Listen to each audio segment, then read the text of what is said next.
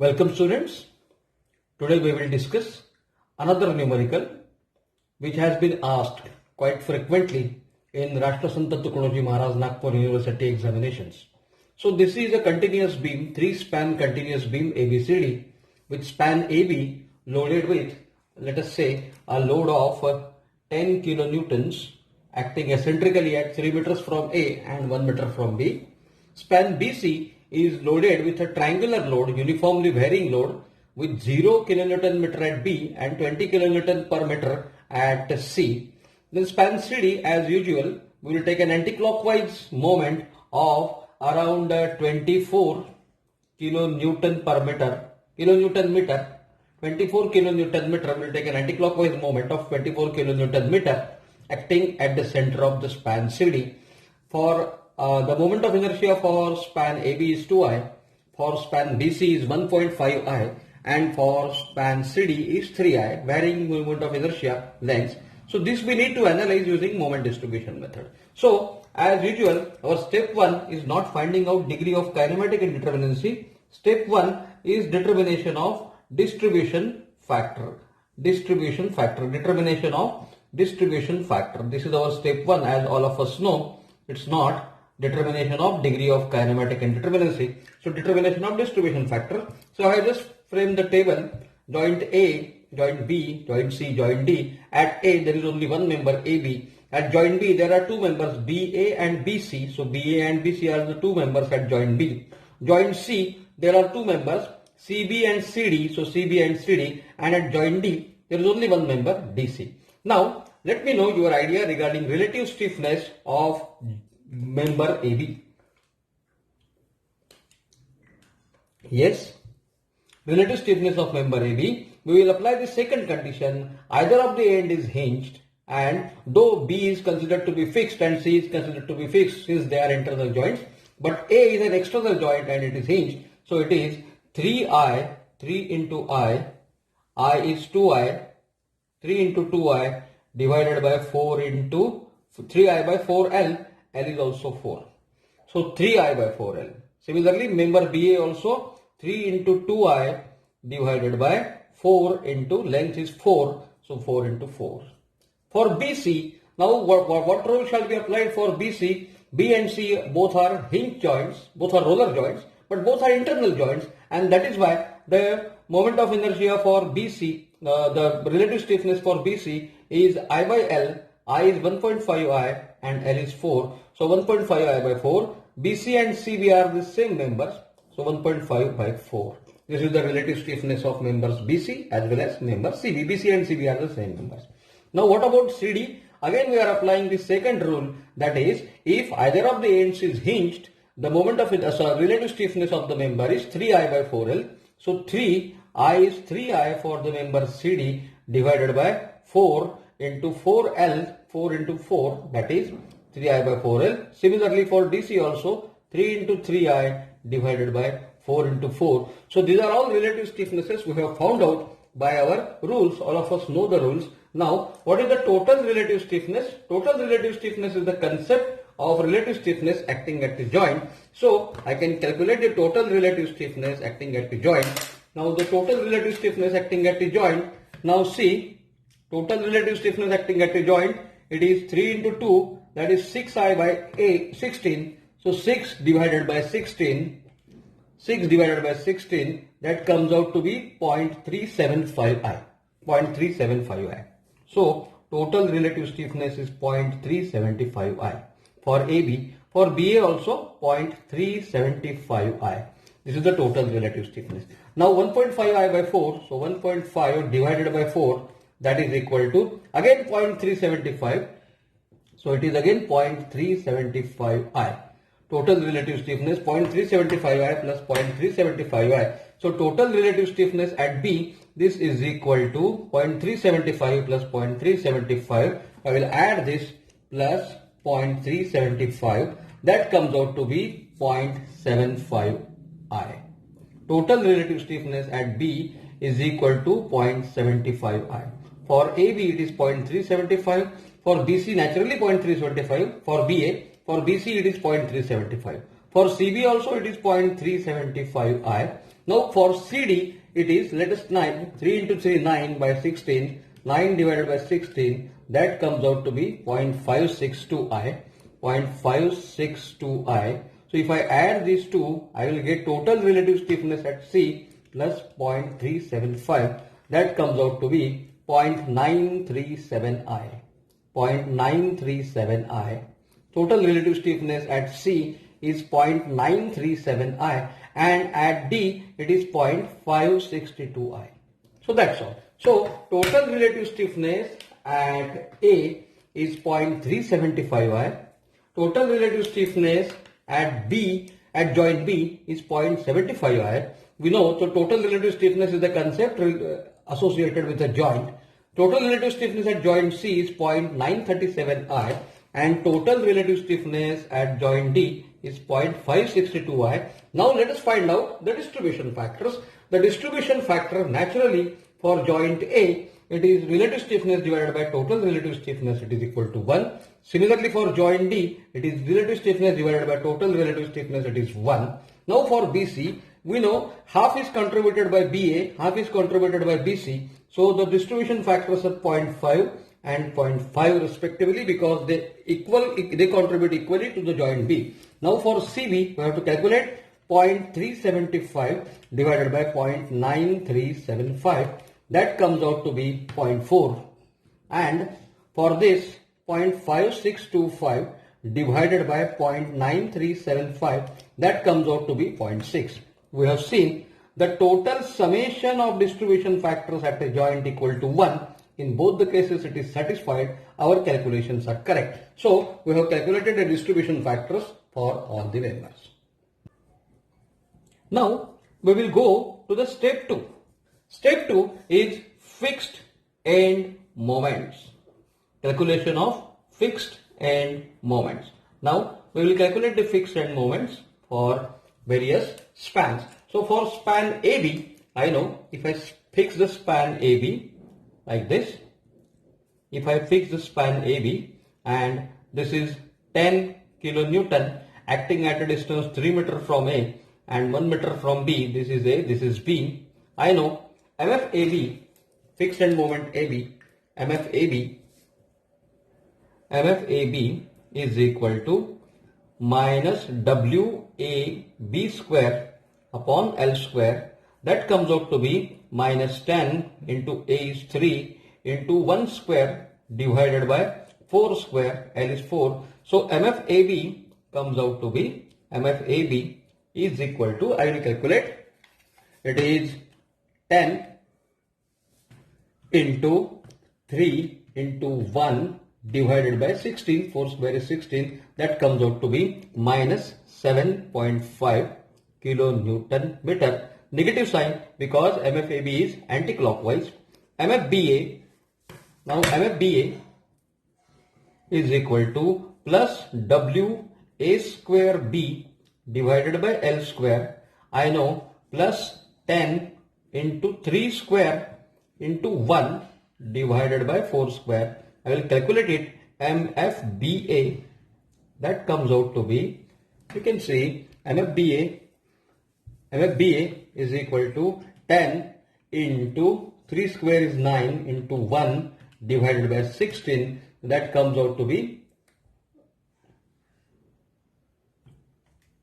10 into 9 into 1 divided by 16, that comes out to be plus 5.625 kilonewton meter. I will calculate this once again. It is 10 into 3 into 1 divided by 16, earlier one, that comes out to be, yes, it's not minus 7.5, I'm sorry, it is minus 1.875 kilonewton meter. This should be lesser. The load is away from A, so this should be lesser. So this is minus 1.875 kilonewton meter. This is plus 5.625 kilonewton meter. If I multiply it with 3, it comes out to be the same thing. So the ratio of these moments is equal to ratio of the lengths divided by it. So our calculations are correct. So fixed end moment AB, fixed end moment BA. Similarly, we can calculate fixed end moment BC. Fixed end moments BC and fixed end moments CD. So I will calculate fixed end moment BC. MF BC, I will draw first diagram of BC. BC is loaded with a load like this. Yes, BC is loaded with a load like this. I have already provided you with the formulae for these types of loads. It is 0 kilonewton at B and 20 kilonewton per meter at C. So 0 kilonewton at B and 20 kilonewton per meter. It is a triangular load or uniformly varying load. So, and this is 4 meters. So what is the formula? MFBC is equal to minus W L square divided by 30. Minus WL square divided by 30. That is equal to minus 20 into L square 4 square divided by 30. That comes out to be, I will calculate this, 20 into L square, that is 4 square, that is 16, divided by 30. So that comes out to be 10.67 minus 10.67 kilonewton meter. Minus means anti-clockwise, MFBC. Okay, MFBC is anti-clockwise, 10.67, and MFCB, this formula I have already provided you, is plus W L square divided by 20. At this end, moment will be more, at this end, moment will be less. So, denominator is more at this end and denominator is less at this end. That comes out to be 20 into 4 square divided by 20. No need to use calculator. That comes out to be plus 16 kilonewton meter. MFCB is plus 16 kilonewton meter. Plus means clockwise. I will indicate it. This is anti-clockwise. This is clockwise. This is 16 kilonewton meter and this is 10.67 kilonewton meter. So I have indicated it like this. Similarly, I will indicate it over here also. It is 5.625 clockwise kilonewton meter and it is 1.875 kilonewton meter anti-clockwise, which is acting at A. So these are the two fixed end moments. Now last fixed end moment, all of us know very well. Last is fixed end moment CD. Fixed end moment CD. At CD, there is an anti-clockwise moment. There is an anti-clockwise moment of 24 kilonewton meter. 24 kilonewton meter anti-clockwise moment acting at the center, 2 meters and 2 meters. So naturally, the end moments, both the end moments, if this is C and this is D, if this is C and this is D, both the end moments, MFCD, I know MFCD will also be anti-clockwise. So minus M by 4, whatever is the length, it's always M by 4 if it is acting center. So it is minus 6 kilonewton meter. And MFDC is also minus 6 kilonewton meter. It is also minus M by 4 because both the moments will be acting anti-clockwise direction because the central moment is acting in anti-clockwise direction. So I am indicating it minus 6 and minus 6. Both are anti-clockwise because the central moment is anti-clockwise. So my friends, after calculation of fixed end moments, I am going for step 3. Step 3 is my distribution table, moment distribution table. I have already plotted it to save your time. Okay, I have already plotted it before beginning of the lecture to save your time. So this is step 3, moment distribution table. In the moment distribution table, I have marked joints ABCD. Member for AB is A. Member for joint A is AB. Member for joint B is BA and BC. Member for joint C is CB and CD. This double line marks the joint demarcation. And member for joint D is DC. Distribution factor I have already calculated. For AB it is 1, DC it is 1. For BA and BC are 0.5, 0.5. For CB and CD are 0.4, 0.6. And fixed end moment just now we have calculated AB minus 1.875, BA plus 5.625, BC minus 10.67, CB 16, CD minus 6 and D minus 6. Now my friends, look at the end conditions. End A is hinged, end D is hinged. This means end A and end D cannot carry any moment. So I must balance end A. I must balance end D in the beginning itself. I must balance end A and I must balance end D in the beginning. So we have seen this in our last example. So this will make your ideas clearer than the last example. So to balance end A, I know total summation of moment acting at the end hinge joint is 0. total summation of moment acting at the end D is 0. So to make this 0, I have to balance it with plus 1.875. To make it 0, I have to balance it with plus 6. Both these steps I can carry out simultaneously. Both the joints I have to balance simultaneously. So plus 1.875 and plus 6 are the moments applied at A and applied at D. Since A and D are hinged joints, and I know that hinged joints cannot carry any moment. Now next step is carryover.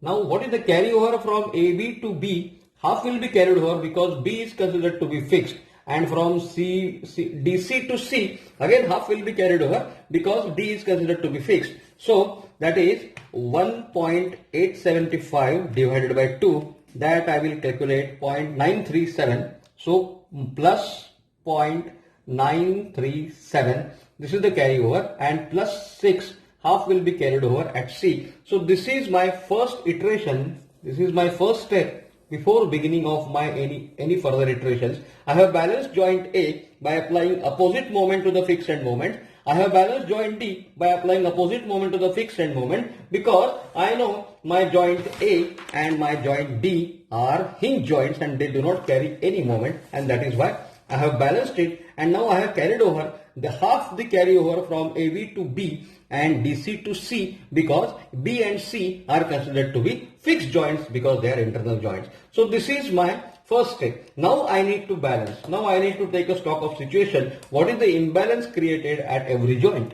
I need to take a stock of situation. What is the imbalance created at every joint? What is the small moment acting at this point, acting at this joint? I will calculate. It is minus 10.67, 5.625 plus 0.9375 minus 10.67, that comes out to be minus 4.107. That is the moment acting, minus 4.107 is the imbalance moment acting. So if I apply plus 4.107 at joint B, I will say summation of all the moments at joint B will be equal to 0.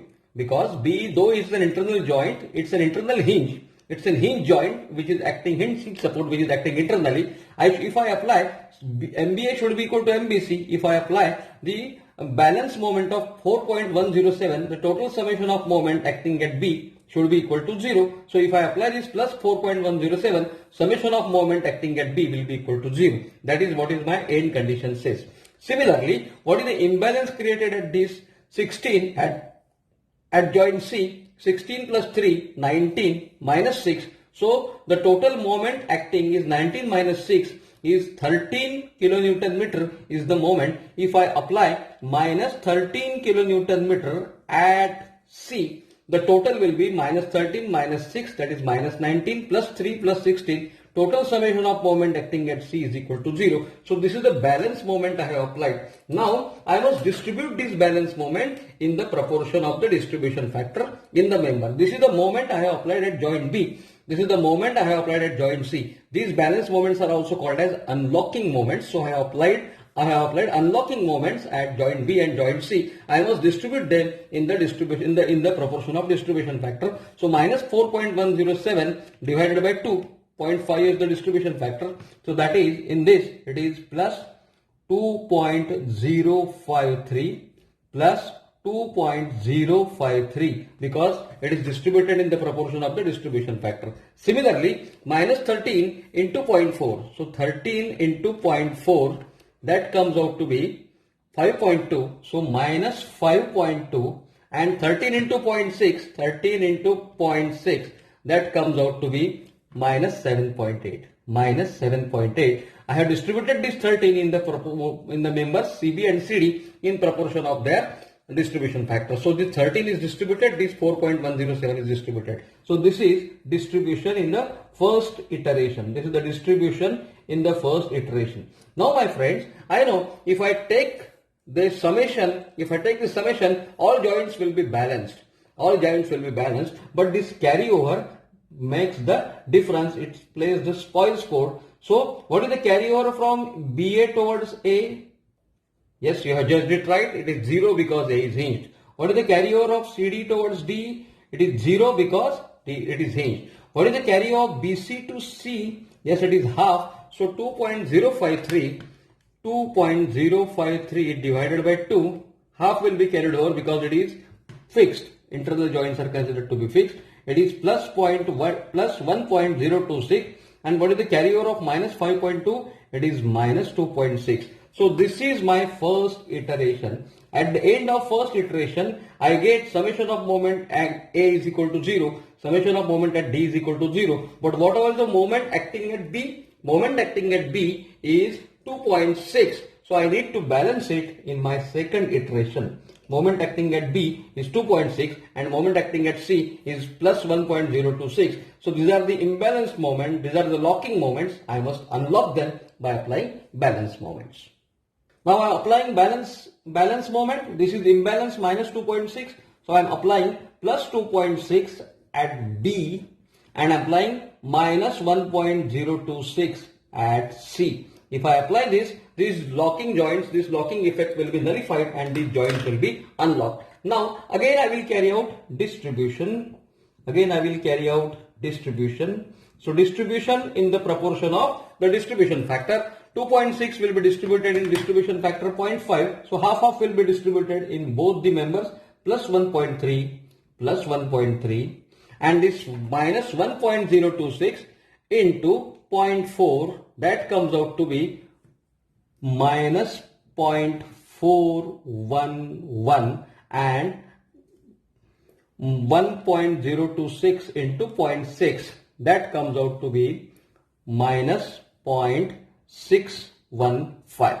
So minus 0.411 minus 0.615 are the distributions in the members CB and CD. Now again I have to carry out carryover step. After this, after the distribution, if I take the summation, they are balanced, but I need to carry out the carryover step. Carryover from BA to A 0, carryover from CD to D 0 because A and D are hinged, but half will be carried over, that is plus 0.65, and half will be carried over, that is minus 0.205. No need to calculate. 0.411 is half is 0.205 and 1.3 is 0.65. So this is second iteration over. I have just carried out two iterations. Now again I will get that these carryovers have created imbalance. Otherwise after distribution everything was balanced. Now I will carry out the third step and the final step. I will apply a balance moment of plus 0.205 at B and minus 0.65 at C, and I will distribute these moments in the members BA, BC and CBCD. So second step is distribution. All of you have just it right, all of you have calculated it right. Distribution has to be carried out in proportion with the distribution factor. So 0.205 divided by 2, 0.5 is the distribution factor, that is 0.10 plus 0.102 plus 0.102. Now 0.65 into 0.4, 0.65 into 0.4, that comes out to be minus 0.26, and 0.65 into 0.6, that comes out to be minus 0.39. So this is the distribution. At the third step, I will stop after the distribution. I will not carry out the carryover. Now I will get the total moments or end moments. Total moments or end moments acting at the various joint by taking a summation. By taking a summation of fixed end moments, all distributions, all carryovers. Now see, minus 1.875 plus 1.875, total moment acting at DA is equal to 0. That is what we want. Now let us carry out the second step. I will carry out the second step. This is plus 5.625 plus 0.937, done. Then plus 2.053, yes, this is done, plus 1.3, this is also done, plus 0.102, that comes out to be 10.017, plus 10.017. I am writing plus 10.017. This is in the portion BA. Now for BC, I will take Another thing, I will add all the fixed end moments, all the distributions, all the carryovers. So this is the fixed end moment for BC. Concentrate over here. Fixed end moment for BC, it is minus 10.67. Minus 10.67. It is plus 2.053. Minus 2.6. This is over all distributions and all carryovers. This is plus 1.3. This is minus 0.205, and last one is plus 1.102 plus 0.102. That comes out to be minus 10.02. Minus 10.02. That comes out to be minus 10.02. Minus 10.02. This means our calculations are correct. Summation of moment acting at C is equal to 0. You are getting 0.003. That is nullified. That is getting 0. Now let us look at CB. Let us look at CB. I will add all the fixed end moments as well as balances and distribution. So fixed end moment first is 16 plus 16. This is minus 5.2 minus 5.2 plus 1.026 plus 1.026 minus 0.411. Yes, this is also taken into consideration, plus 0.65 minus 0.26 minus 0.26. So that comes out to be 11.805 plus 11.805 is the moment acting in the portion CB. Okay, now last or penultimate, that is CD. C minus 6 fixed moment plus 3 then next is minus 7.8 minus 0.615 minus 0.615, okay, minus 0.39. That comes out to be minus 11.805. It has to be minus 11.805. This means summation of moments acting at C is also equal to 0. And last, plus 6 minus 6, that is equal to 0. That is what we want. So this is how we have calculated the end moments. Now I am going to represent those end moments on our structure ABCD. I will again draw this structure. ABCD like this. Okay, AB is loaded with an eccentric load. It is loaded with a triangular load, that is uniformly varying load, and it is loaded with a moment load 24 kilonewton per meter. This is 20 kilonewton per meter. This is 24 kilonewton meter, and this load is 10 kilonewton. ABCD. I am representing these final end moments on these structures. See, at end A, moment is 0 kilonewton meter. I am representing it over here. At end BA, in the portion BA, it is plus 10.017 means it is clockwise. In the portion BC, it is minus 10.017. So 10.02 kilonewton meter. I will represent it like this. It is plus minus, so both are equal in magnitude, opposite in direction. It is plus 11 for CB. It is plus 11.805. For CD, it is minus 11.805. So 11.80 I will represent like this, kilonewton meter. 2 decimals I will take in the portion CB and CD, and at D moment is again 0 kilonewton meter. So this is the final end moments. Now all of you are well versed to draw this bending moment diagram once we know the final end moment and once we know the loading on the structure. With that note, I would like to stop our discussion. I hope you have understood this. Thank you.